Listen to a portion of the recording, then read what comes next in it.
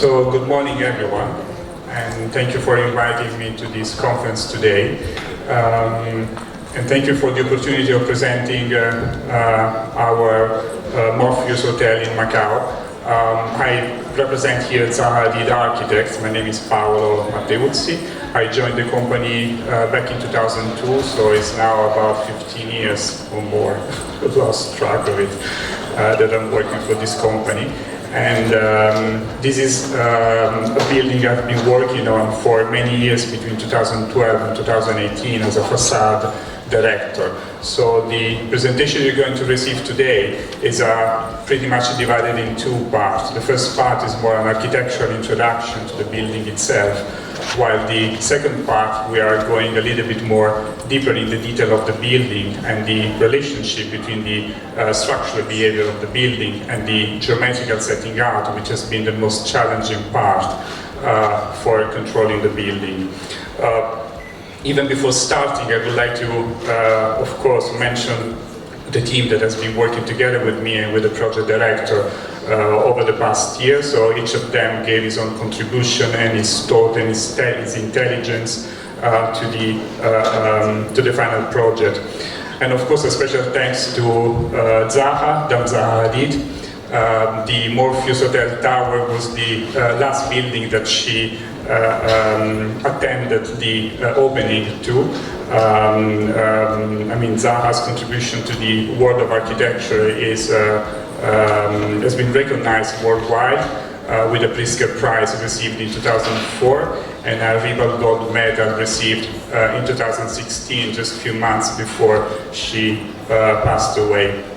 The offices keep on growing. We are now about 450 people. They are not all here. This is the courtyard of our headquarters in London. We work worldwide, so we have projects basically everywhere around the globe: Europe, Middle East, Asia, Americas. We recently moved to Australia as well, where we are designing the West Sydney airport. Over the past 40 years, since when Zaha founded Zaha Hadid Architect back in 1979, we built more than 66 buildings in 19 different countries. We have now more than 50 projects under design development. So a big engine that is keep on moving and growing. This is our latest delivered project in Beijing. Is the airport. They say it's the biggest airport in the world. I would say probably it's the biggest in Asia. I didn't check honestly, but it's quite recognizable for his C-star shape, which optimizes the movement of the passengers inside of the terminal despite the gigantic scale of the building. Inside, the roof is supported by a number of concave mega columns which are supporting the roof, and at the same time are hosting the 6 big skylights which are bringing natural light inside of the building. Again in 2019, just a few weeks ago, I was there for the opening of the Lisa Soho Tower. It's a 200 meters high office building in Beijing. The particular shape of the building is given by the fact that there is an underground line just crossing the center of the plot. So we had to build a set of twin towers, and we decided to let them twist and to host in the center a super tall atrium. Again, the tallest atrium in the world is 200 meters high, and the two towers are facing this empty space inside, so this has just been opened. But you might be more familiar with our classical landmark, the Maxi Museum in Rome, which is actually the first building I've been working on when I first joined Zaha back in 2002, or the Azerbaijan Cultural Center. Those are landmarks that you probably have already seen. You might be less familiar with our residential development in Singapore or our mixed use in Australia, master plan, and so on. I don't want to go through the full portfolio. Of course, today we will be visiting the Morpheus. This is just to tell you that what we do in our company is that, of course, we work in the architectural field, urban and master planning areas, but we internally support our activity with a number of departments which do research. We research in the field of the data-driven design, and so we recently opened the environmental analytics department, computational design, and space planning. But you might be more familiar with our parametric research. So parametricism has been an area of investigation of our company over the past decade or so, I would say. So we've been pioneering this sector of how to control and generate massive volumes and detail in the space directly working with a parametric tool that we generate in Grasshopper. The Morpheus is probably the highest point of this research. I would say is the, it's not nice to say the point of arrival because there will be more to come, but for sure today is the highest point of our research on parametric design. So each component of this building has been parametrically controlled in a BIM environment and shared with other contractors and fabricators, and that's been directly produced from 3D model to construction. So just would like to give you just a glimpse of the Morpheus. This is a very short video that we shooted before, just after the opening less than 2 years ago now. So those are the main features of the building, the two twin towers connected with bridges, the internal space of the atrium with the panoramic lift, the internal cladding which is mirroring the dynamic of the outdoor shell of the building, the restaurants in the bridges, the art gallery and the swimming pool at the top. So if those are the features, let's say that overall the building behaves like a sort of a urban scale embroidery. The preciousness of the facade is quite stunning at night as well as in daylight. So just for those of you, this morning I decided to drag a couple of slides from Google Maps, so I apologize for the graphic here, but I thought it would have been interesting for all of us to know where we are actually. So we are on the southeast coast of China. Macau is just opposite to Shenzhen and Hong Kong, so they're all situated around the Pearl River Delta, which is a very special economic zone in China. And sorry, the way you can reach Macau, basically you can get there using the airport, so you can fly there, you can land with the helicopter. You have two different ferries terminal, one on the island of the casino and entertainment, which is the Kotai Island, and the other one is in mainland China with the heliport as well. But now you can also drive to Macau directly from Hong Kong because they just completed a gigantic system of 3 cable bridges, 4 artificial islands, and a subway underwater, which allows you to drive from Macau directly, from Hong Kong directly to Macau. But whatever system you use to reach the island, the City of Dreams, which is actually our client, is in a very strategic position. So basically, the area, the plot of the hotel is not only at the entrance of the system of the City of Dreams, but it's also the entrance of the Kotai Strip, which is the strip of the hotels, casino, and entertainment parks in the island of Macau. So the idea of the building is basically proposing a sort, not only a landmark, but also a portal, a frame, something that could have welcomed guests not only to the City of Dream but also to the entire strip of Macau. So it's a urban landmark in addition to the role that he has within the City of Dream development. So the building is the 5th hotel tower of the complex of the City of Dreams. The other 4 towers, hotel towers, are the Hard Rock Hotel, the Crown Hotel, and the 2 towers of the Grand Yacht Hotel. So the new building was somehow to be plugged in the podium of the City of Dreams, and the idea was to basically follow the loop of the commercial gallery, which is looping around the casino area that you see marked in green on the screen, and to literally invite people to explore the building, continuing the loop, but in a vertical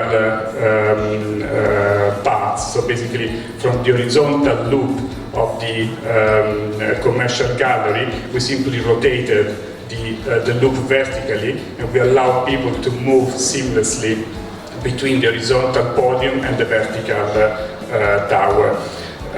Of course, the system works with additional horizontal connections, so you don't have to get to the very top of the building to cross the building and go down from the other core, but you can decide to land at several levels, because we have mezzanine and we have bridges connecting the two cores.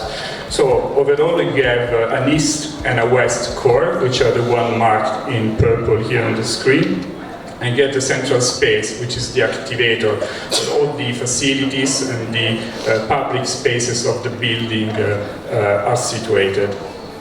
Overall we have 780 keys, so 780 hotel rooms, which are the one in green.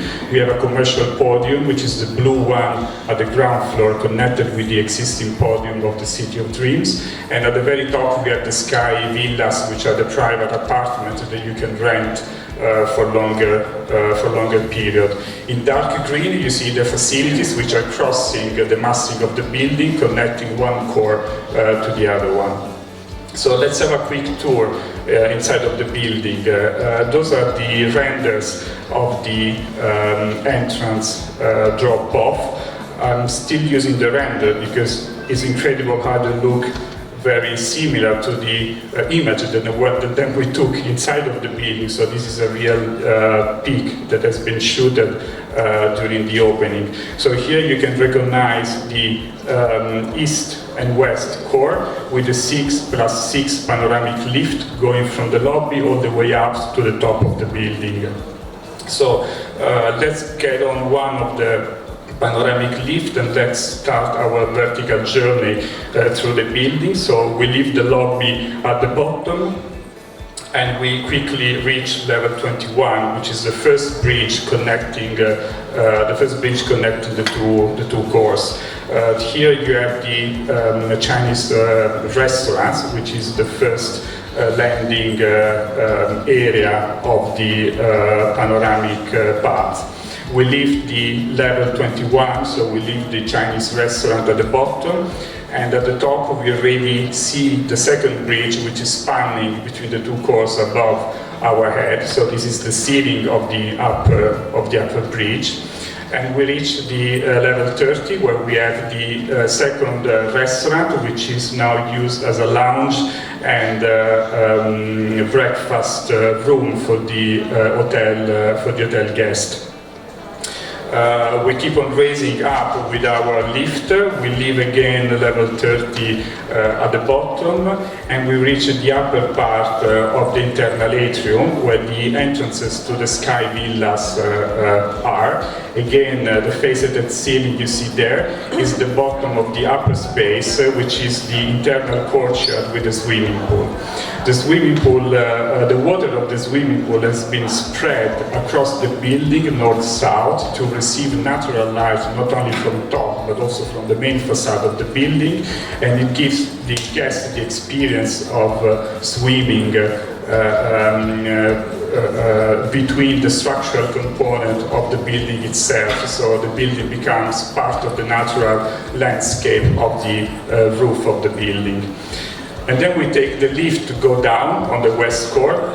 We meet a number of more private and smaller spaces, such as this art gallery or spaces for private events. Always sheltered by the internal facade of the building. We will see more detail explaining that part later on. And this is a very in-house video which I shot with a colleague of mine the day of the opening. So starting from the gallery, this is pretty much the experience of the panoramic lift, this inside-out effect that you get when you then land again down into the lobby, and you are again at the bottom of the building, and you can keep on looping in the horizontal path of the commercial area. So overall, the approach, the way we approach the design for this building is a very holistic approach. So the outer shell of the building and the internal finishing of the building are reflecting the same criteria, the same logic. So we wanted people to be really connected with this new space, with this new environment in a seamless manner. So without creating a breaking point in terms of language that we have used between the outside and the inside of the building. And now we enter in a more technical part of the today's presentation. So those are the main components. Overall, we have the two twin cores that we already mentioned at the beginning, that you see in pink on the left. In the central part, you see the glazing. The glazing is the sealed envelope of the building. So basically, is the envelope that is giving the performance to the building itself. And then we have the structural exoskeleton, which is this big cage which is wrapping entirely the building from outside. So structurally, basically starting from the cores, which are the two orange patches that you see here on the screen, all the beams are spanning from the core directly through the glazing facade, and they are reaching the exoskeleton, the structural exoskeleton outside. So each single beam passes through the facade, reaches the outer exoskeleton, and refers back to the internal core. This is the detail of the connection. So basically, this is the penetration of the beam through the glazing, through the facade, reaching the outer node. All the nodes have been aligned to the slab edge beam, so to be already in the right position to receive all the structural beams connecting back to the cores. And this is a close-up in a special area where the facade of the building starts bending inward toward the central part of the building, with all the beams penetrating through the glazing and reaching the outer structural components. So overall, we have a huge number of penetrations through the facade, and those are all just a sample of the shadow that we have to generate to control each single structural component passing through the glazing of the building. So the way the building works is that basically all the vertical loads are transferred to the foundation from the exoskeleton and from the core, but at the same time the core and the exoskeleton together, connected by the beams, are reacting to the horizontal forces of the earthquake. So the connection is literally monolithic between the outer exoskeleton and the internal core. This special structural layout gave us the opportunity of having a continuous floor completely column-free. So basically you don't have structural volumes inside of the floor plate because the structure is completely outside of the building or inside the core, which is giving huge flexibility into the operation of the building itself. And those are some images where you probably will better understand the two twin cores, so the twin cores which are facing each other, and the massing of the slabs in the exoskeleton, which is growing following the construction of the two cores. And some close-up on the same area, in the same phase of construction. So this is where we were at the end of schematic design. So basically the engineer gave us a preliminary setup of all the structural profiles that we should have used for the exoskeleton. And we were not completely happy about the profiles that we had inside of the belly, the double curved area of the building, because the profiles there were literally gigantic. And basically they were obstructing the view and they were not generating the feeling and the space that we were looking for. So at this point of the design, we have activated a number of optimization on the structure of the building, concentrating mostly in the central part that we call the belly of the building.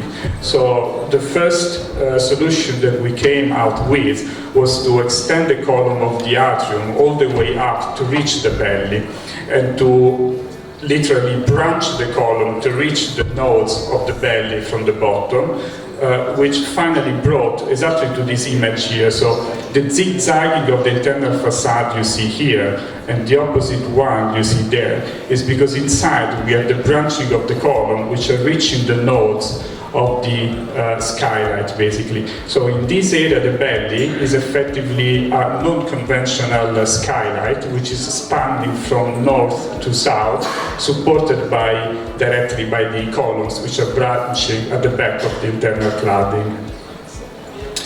Regarding the bridges, again, the bridges were originally entirely supported by the exoskeleton, but we decided to add a set of trusses spanning again from core to core to support the slab of the bridge in the central part, while all the outer part of the slab are still supported by the exoskeleton. The exoskeleton is keep on giving the horizontal stability to the building. In this way, we download the exoskeleton from the loads of the two main bridges spanning from core to core, but preserving the void where the panoramic lift were passing through. One of the most important elements that we have also included at this point of our analysis is what we call the stitching system of the central belly. So basically the exoskeleton has been continuously supported left side and right side by a set of diagonals which are propping from the central core to the node of the exoskeleton. In this way, in this point here, we have a number of support which are leading back to the core and which are allowing not only for the typical faceted facade of the atrium that you have seen, but is also again downloading the internal belly. Here is on site, so this is the diagonal. You see it propping out from the core and reaching the node. And this is the final room with the typical faceted cladding, which is sheltering the diagonals. The last element was the gigantic truss, 9-meter high truss spanning from core to support the swimming pool at the last floor. So in this image here that you have seen before, this is a structural truss which is supported from core to core, and this is supporting the swimming pool at the last floor. Underneath the same truss, there is a second one, which is instead there because it hangs from top the internal facade. So those elements that you see here are hangers which are supporting the internal facade in the top part. So at the end, the entire internal system is completely stitched all across, at the bottom by the columns, on the sides by the shelves, and at the top by the additional truss. And that was the rationalized exoskeleton. We finally obtained the size that we were looking for in the central belly, having the visibility through from the sky platform of the restaurant that we were looking for.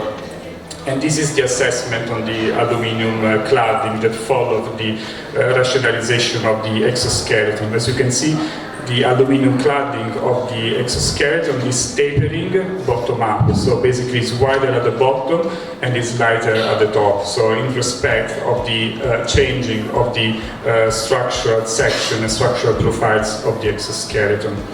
The last big effort that we had to go through for this building was the geometrical control. So as you can see here, all the members appears to be twisted in the space. And of course, a twisted structural element doesn't really work nicely. So we had to work to reduce each single profile of the exoskeleton to work as a planar, singly curved component. So just to make it as simple as possible, if this is one member of the exoskeleton, basically this has been identified with a single plane. And when you look at a network of components, each component lay on a single plane again. And around the single plane, we could build the rationalized aluminum cladding. This basically system allows us to reach the node with a rotation, because the member is singly curved but still has an orientation in the space. And basically we had to adjust the depth of the node according to the rotational angle of the single component which are merging into the node itself. All those parameters that I understand here, I just went through very quickly, so not really easy to understand in such a short time. But think about all the geometrical parameters has been brought in our parametric engine. Everything has been controlled in the beam environment, and each single component of the building has then been extracted from the parametric control. So all the planes of the members, all the nodes, all the structural profile, the volume of the structure has been then identified, and outside the volume of the structure we designed the aluminum cladding. With this system we managed to go in parallel basically, so we were designing and manufacturing in parallel the structure and the aluminum cladding, being 100% sure that we wouldn't have any clashing between the two systems. And those are the images from the side. So you can recognize the big node with this maximized depth, the rotation of the component reaching the nodes. Also the scale of the nodes from this picture is quite stunning. Yeah, this is the one.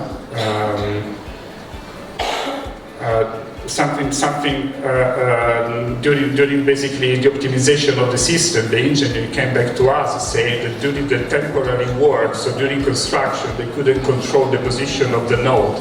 And the node could have been everywhere in the space within a sphere of 60 centimeters.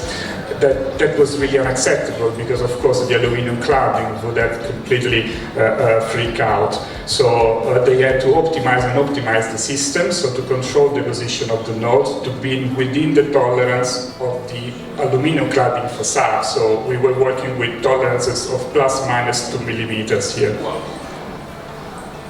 And this is the final under construction completed structural nodes. So, as mentioned, the aluminum cladding is not following this. I knew I was long. Okay, we'll quickly close. I will quickly close for you. So, similar geometrical setting out has been studied for the aluminum cladding. We rationalized the size of the cladding to be perfectly flat. and the front and back instead being doubly curved. Geometrical control, wind tunnel test on the aluminium cladding, forces on the aluminium cladding. Our model went to the contractors, and the contractors further control every single piece of what you will never see of this building, which is basically what is at the back of the aluminium panel. So each piece has been completely controlled in a BIM environment, down to the bolts, down to the screws, and has been directly fabricated in parallel with the steel structure. This is the visual mock-up we used to control the aesthetic of the building, and then I will just scroll the images of the fabrication process, so the CNC cutting machine, all the control on the tolerances, the bending of the profiles, the final pattern, pre-assembling the panel in the manufacture, and then the coating of the panel, and then again everything goes on site, and this is the final result. So I will skip the part of the glazing. If anyone is interested, you can ask later. Happy to answer. I thought I had 40 minutes and not 30, so unfortunately I have to scroll quickly here. I just want to reach the last slide, where we have the final video that basically gives you the feeling of the entire design process within the BIM environment. So although we couldn't go in detail on the second part of the presentation, through this video you can probably get a glimpse of the activities from design to construction. So the idea of the video is to combine together renders and the final construction. So this is a real shooting from the panoramic lift, and again the urban embroidery. I don't like this sentence because it's not impossible, it has been done. So those are the bending of the profiles of the exoskeleton. All the nodes that have been manufactured and controlled on site, and the construction of the two cores. And that's done. Thank you very much.